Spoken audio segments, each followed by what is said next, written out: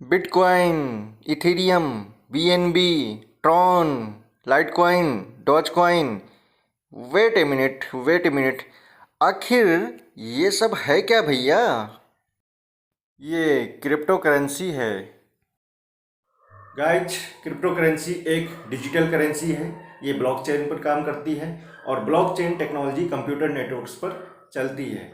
Computer networks all over the world फैले हुए हैं, जो कि हर देश में कंप्यूटर नेटवर्क्स अवेलेबल रहते हैं। तो ब्लॉकचेन उन्हीं कंप्यूटर नेटवर्क्स पर एग्जिस्ट करती है और इसीलिए इस करेंसी पर, क्रिप्टो करेंसी पर, किसी भी देश की गवर्नमेंट का कोई कंट्रोल नहीं होता है। तो आइए और डिटेल में जानेंगे।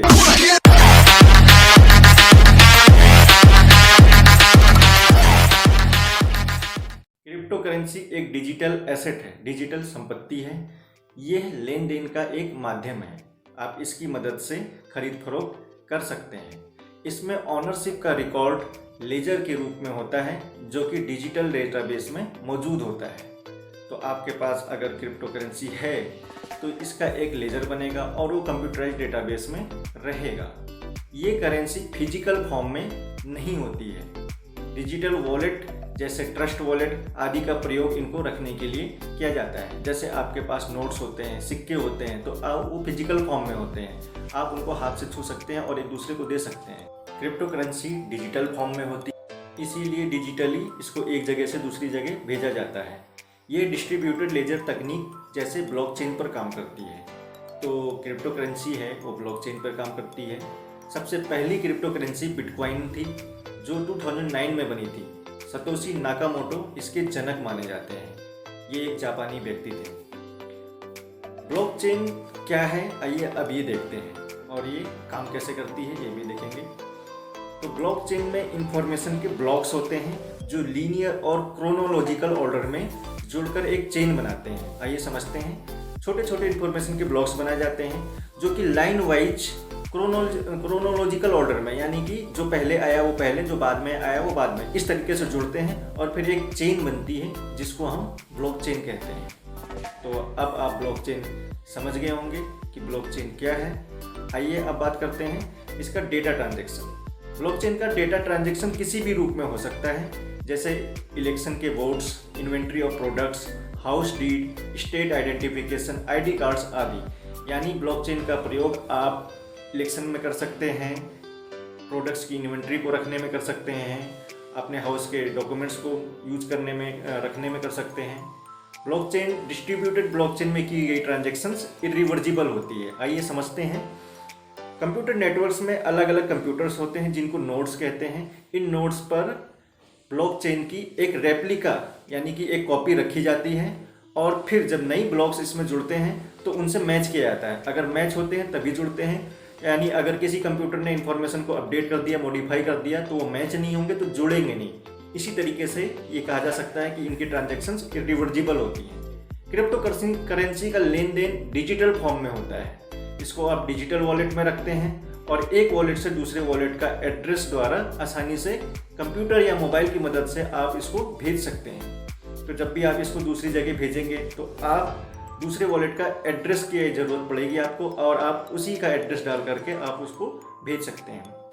क्रिप्टो करेंसी खरीदने के लिए क्रिप्टो एक्सचेंज कंपनियां होती हैं, जैसे बिनेंस, वजीरेक्स, जेपे आदि, जहां से आप क्रिप्टो करेंसी को आसानी से अपनी करेंसी में खरीद सकते हैं। दोस्तों, इंडिया में क्रिप्टो करेंसी का चलन 2013 से ही शुरू हो चुका था। उसके बाद इसकी जर्नी चलती रही, बीच में कई उठापटक हुए और कई सारे इसमें नियम्स भी आए।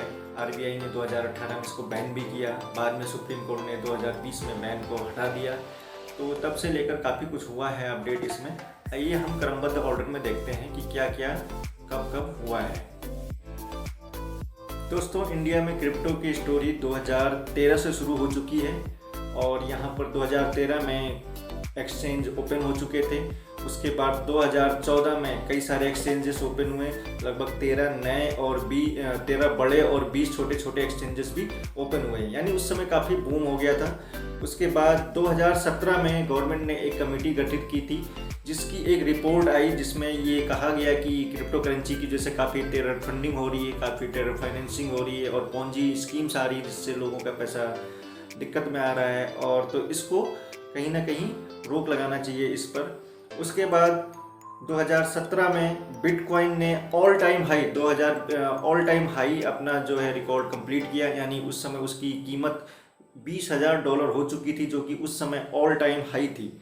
उसके बाद फरवरी 2018 में फाइनेंस मिनिस्टर अरुण जेटली ने बिटकॉइन को लीगल टेंडर नहीं बताया था। और उसके बाद अप्रैल 2018 की बात करें तो आरबीआई ने अपने सभी बैंकों को क्रिप्टो पेमेंट्स करने से मना कर दिया था, रोक दिया था। उसके बाद फिर आते हैं जुलाई 2018 में exchanges depend on private peer to peer network payment. जब बैंकों को मना कर दिया गया पेमेंट प्रोसेसिंग के लिए, तो exchange private peer to peer P2P option पर आ गए और वो P2P ऑप्शन का यूज करके क्रिप्टो करेंसीज को रन करने लगे। उसके बाद बात करेंगे अक्टूबर 2018 में Unocoin launches first crypto ATM in India. अक्टूबर 2018 में यूनोकॉइन ने अपना पहला क्रिप्टो ATM इंडिया में लॉन्च कर दिया। उसके बाद अक्टूबर 25, 2018 को यूनोकॉइन फाउंडर सात्विक को अरेस्ट कर लिया गया बेंगलोर पुलिस के द्वारा। और फिर जुलाई 2019 में गवर्नमेंट पैनल ने ये रिकमेंड किया कि अगर आपके पास क्रिप्टो करेंसी है या आप क्रिप्टो करेंसी में ट्रेड करते हैं तो आपको 10 साल की जेल की सज़ा होगी और काफ़ी सारे फाइन भी लगाए जाएंगे। लेकिन मार्च 2020 में सुप्रीम कोर्ट का एक जजमेंट आया जिसमें ये कंप्लीट जो है फैसले आरबीआई के द्वारा जो बैन किया गया था क्रिप्टो करेंसी को, उसको हटा दिया गया। उसके बाद से अभी तक इस पे बहस चल रही है और कई सारे एक्सचेंजेस अभी भी इंडिया में क्रिप्टो करेंसी पर रन कर रहे हैं। गवर्नमेंट अब इसको रेगुलराइज करना चाहती है, इस पे एक फ्रेमवर्क बनाना चाहती है जिसकी वजह से ये इसको आसानी से आगे अपना कंट्रोल में लाया जा सके। और तो इस पर आगे क्या गवर्नमेंट फ्रेमवर्क बनाती है हम इस पर नज़र रखेंगे और फिर आपको लेटेस्ट अपडेट देते रहेंगे। आपको इसके बारे में और क्या जानकारी चाहिए कृपया कमेंट में बताएं, हम इस पर आगे भी वीडियोज़ बनाएंगे। धन्यवाद।